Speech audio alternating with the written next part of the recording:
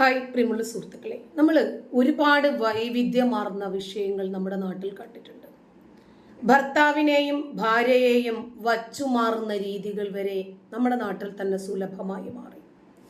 അപ്പം ഒരുപാട് ആളുകൾ മുമ്പ് ഒരുപാടൊന്നും അധികമായിട്ടുള്ള ഏതാനും മാസങ്ങളെ ആയിട്ടുള്ളൂ, കുറേ താക്കോലുകൾ ഒരു പാത്രത്തിനകത്ത് വെക്കും. അന്ന് രാത്രി ഓരോരുത്തരും വന്ന് താക്കോൽ എടുക്കുക, അത് ഏത് ഫ്ലാറ്റിൻ്റെതാണോ ആ ഫ്ലാറ്റിൻ്റെ ഉടമയായ അവൻ്റെ ഭാര്യയോടൊപ്പം ഇവർക്ക് ചിലവഴിക്കാം. അങ്ങനെ ഭാര്യമാരെ വച്ചുമാറുന്ന രീതികൾ നമ്മൾ കണ്ടു. ഇന്നലെ വേറൊരു വാർത്ത കണ്ടിരുന്നു. ഒരു 29 ദമ്പതിമാർ പൂർണ്ണ നഗ്നരായി വിവാഹിതരാകുന്നു. വിവാഹത്തിൽ പങ്കെടുക്കുന്ന സെലക്റ്റീവായിട്ടുള്ള VIP-കളും കുടുംബാംഗങ്ങളും അവരും വിവസ്ത്രരാണ്. അങ്ങനെ മറ്റേത് രാജ്യങ്ങളെക്കാളും നമ്മുടെ രാജ്യത്തിന് ഒരുപാട് വൈവിധ്യങ്ങളും. ഇപ്പോൾ ഇന്ന് അതേപോലെ തന്നെ മറ്റൊരു വാർത്ത സമൂഹ മാധ്യമങ്ങളിൽ ഇടം നേടുകയാണ്. അത് ഒരു താരസുന്ദരിയുടെ വിശേഷമായതുകൊണ്ട്, അവരുടെ അനുഭവ സാക്ഷ്യമായതുകൊണ്ട് ഏറെ ആളുകളാണ് ഈ വിഷയം ചർച്ച ചെയ്തത്. ഈ വാർത്ത വളരെ ചുരുങ്ങിയ സമയം കൊണ്ട് തന്നെ ലക്ഷക്കണക്കിന് ആളുകളിലേക്ക് എത്തി. ബി ടൗണിലെ വിലയേറിയ താര കുടുംബമാണ് കപൂർ കുടുംബം. പൃഥ്വിരാജ് കപൂർ മുതൽ രൺവീർ കപൂർ വരെ നീണ്ടു നിൽക്കുന്ന വലിയ താരങ്ങളെ കൊണ്ട് സമ്പന്നമാണ് കപൂർ കുടുംബം. അഭിനയത്തിലും സംവിധാനത്തിലും നിർമ്മാണത്തിലും എല്ലാം കുടുംബത്തിന് വ്യക്തമായ ആധിപത്യമുണ്ട് സിനിമയിൽ. മുമ്പ് കപൂർ കുടുംബത്തിലെ സ്ത്രീകള് സിനിമയിൽ അഭിനയിക്കുന്ന പതിവേ ഉണ്ടായിരുന്നില്ല അത്രേ. ആ കാലത്താണ് അത്തരം വിലക്കുകളൊക്കെ ലംഘിച്ച് സുന്ദരിയായ ഒരു പെൺകുട്ടി കപൂർ കുടുംബത്തിൽ നിന്നും സിനിമയിലേക്ക് എത്തുന്നത്. കരിഷ്മ കപൂർ ആയിരുന്നു അത്. ദേശീയ പുരസ്കാരം വരെ നേടിയ താരസുന്ദരി. കോമഡിയും അഭിനയവും നൃത്തവും ഒരുപോലെ വഴങ്ങിയിരുന്ന താരം. ബോളിവുഡിലെ ഒരു കാലത്തെ നമ്പർ 1 നായികയായിരുന്നു.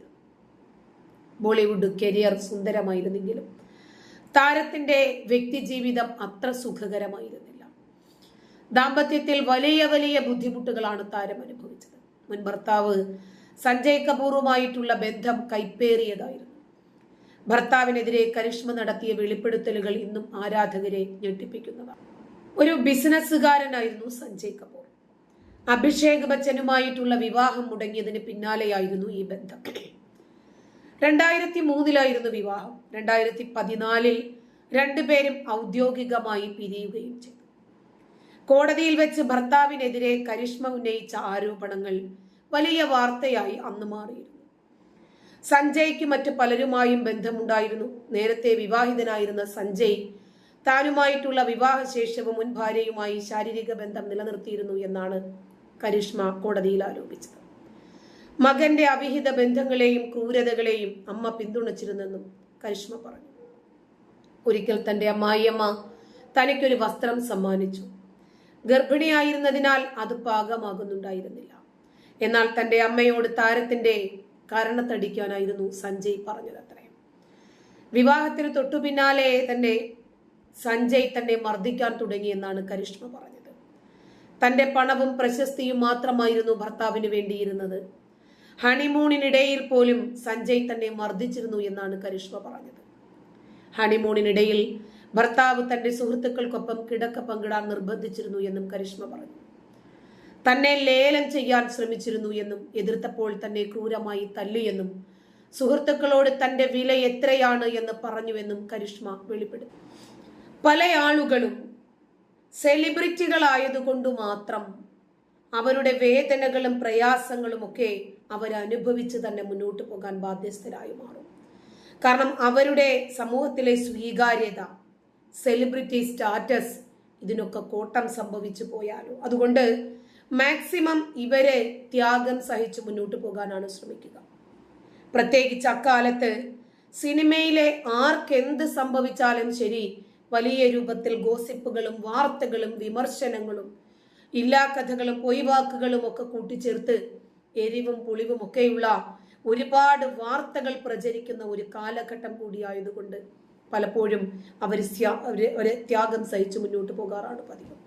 ഇന്നിപ്പോൾ തന്നെ ഹേമ കമ്മിറ്റി റിപ്പോർട്ട് വന്നതിനെ തുടർന്ന് നമ്മൾ എന്തെല്ലാം കാര്യങ്ങളാണ് അറിഞ്ഞത്. ജയഭാരതിയെ മതം മാറ്റിയിരുന്നു. അവരെ ഇസ്ലാം മത വിശ്വാസപ്രകാരം ഒരു മുസ്ലിം നാമകരണമാണ് ചെയ്തിരുന്നത്. കവിയൂർ പൊന്നമ്മയുടെ മതമാറ്റം എന്ന് തുടങ്ങി നമ്മൾ അറിയാത്ത ഒരുപാട് കാര്യങ്ങൾ ഈ സിനിമാ മേഖലയ്ക്കകത്തുണ്ട്. ഇതിലെ ദുരൂഹതകൾ ഒന്നൊന്നായി മറ നീക്കി ഇപ്പോഴും പുറത്തു വന്നിട്ടില്ല, വന്നുകൊണ്ടിരിക്കുന്നു ചിലതെങ്കിലും. സ്വന്തം ഭാര്യയെ സുഹൃത്തുക്കൾക്ക് വേണ്ടി വിലപേശുകയും അവരോടൊപ്പം ശാരീരിക ബന്ധത്തിന് ഭർത്താവ് നിർബന്ധിക്കുകയും ചെയ്യുന്നു എന്ന് വന്നാൽ തന്റെ മാനം രക്ഷിക്കേണ്ടവൻ, നമ്മുടെ നാട്ടിലെ പൊതുബോധം അങ്ങനെയാണല്ലോ, രക്ഷിക്കേണ്ടവൻ സ്ത്രീ എപ്പോഴും പുരുഷന്റെ ഒരു സംരക്ഷണത്തിൽ കഴിയണം എന്നതാണല്ലോ നാടിന്റെ ഒരു പൊതുബോധം എല്ലായിടത്തും. അങ്ങനെ സംരക്ഷിക്കേണ്ടവൻ തന്നെ സംഹാരമൂർത്തിയായി മാറുന്നു. ഇവരുടെ മാനം രക്ഷിക്കേണ്ടവൻ ഇവരുടെ മാനത്തിന് മറ്റുള്ളവരുടെ മുമ്പിൽ വില പറയുന്നു. അന്ന് എതിർക്കാൻ കഴിഞ്ഞിട്ടുണ്ടാവില്ല. കാരണം ഇത് തന്നെയാണ് പ്രശ്നം. മറ്റുള്ളവർ അത് വലിയ വാർത്തകളാക്കി കൊണ്ട് നടക്കും.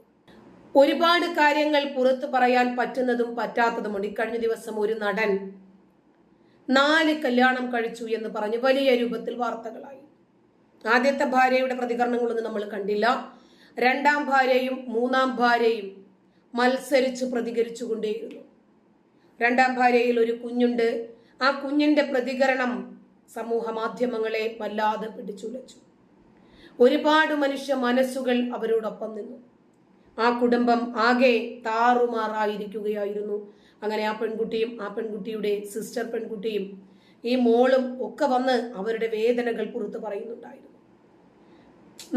നമ്മുടെ മക്കളെ സംബന്ധിക്കുന്ന ഒരു കാര്യവും പുറത്തു പറയാൻ ആഗ്രഹിക്കില്ല. കാരണം അവരെ മറ്റുള്ളവർ കൂടി കല്ലെറിയുന്നത് ഒരിക്കലും നമ്മൾ കാണാനോ കേൾക്കാനോ ആഗ്രഹിക്കില്ല. അപ്പൊ നമുക്കറിയാം, പ്രഗത്ഭരായ ഒരു നടിയും നടനും, സമൂഹ മാധ്യമത്തിൽ ഏറെ തിരക്കുള്ള റേറ്റിംഗ് ഉള്ള നടനും നടിയുമാണ്. ആ നടൻ 2ാമത് വിവാഹം കഴിച്ചതും ഒരു നടിയെയാണ്. പക്ഷേ അവർ രണ്ടുപേരും ഒരിക്കലും ചെളിവാരി എറിയുന്നത് നമ്മൾ കണ്ടിട്ടില്ല. ഒത്തുപോകാൻ സാധിക്കില്ല എന്ന് വന്നാൽ മ്യൂച്വൽ ആയിട്ടൊരു അണ്ടർസ്റ്റാൻഡിങ് ഡിവോഴ്സ്. നമ്മൾ ഒരുമിച്ചിരുന്ന് തീരുമാനിക്കുന്നു ഒരു മ്യൂച്വൽ ഡിവോഴ്സ്. ശരി, നമുക്ക് യോജിച്ച് പോകാൻ പറ്റില്ല, നിങ്ങൾക്കും സമാധാനം വേണം, ശേഷിക്കുന്ന കാലം സന്തോഷം വേണം, എനിക്കും വേണം. അങ്ങനെയാണെങ്കിൽ നമുക്ക് രണ്ടുപേർക്കും 2 വഴി തിരഞ്ഞെടുക്കാം. സൗഹൃദം പരസ്പരം തുടരാൻ താല്പര്യമുണ്ടെങ്കിൽ തുടരാം, അല്ലെങ്കിൽ തുടരണ്ട. ഇപ്പോ ഈ നടിക്ക് നേരിട്ട വേദന അവർക്ക് പുറത്ത് പറയാനോ അന്നത് പരിഹരിക്കാനോ സാധിക്കാത്തത് കൊണ്ട് എത്രത്തോളം അനുഭവിക്കാമോ അത്രത്തോളം അവർ അനുഭവിക്കുകയായിരുന്നു. ഒരു സിനിമാ കഥ പോലെ അവരുടെ ജീവിതം. സ്വന്തം ഭർത്താവ് തന്നെ അവരുടെ ശരീരത്തിന് വില പറയുകയും സുഹൃത്തുക്കൾക്ക് കൂട്ടിക്കൊടുക്കുകയും ചെയ്യുന്ന ഒരു രീതി വളരെ വൈകിയാണെങ്കിലും ആ സ്ത്രീ ഇന്നത് പുറത്തു പറഞ്ഞിരിക്കുന്നു. അതിന് പരിഹാരം നേടിയിട്ടുണ്ടാകുമെന്ന് പ്രതീക്ഷിക്കാം.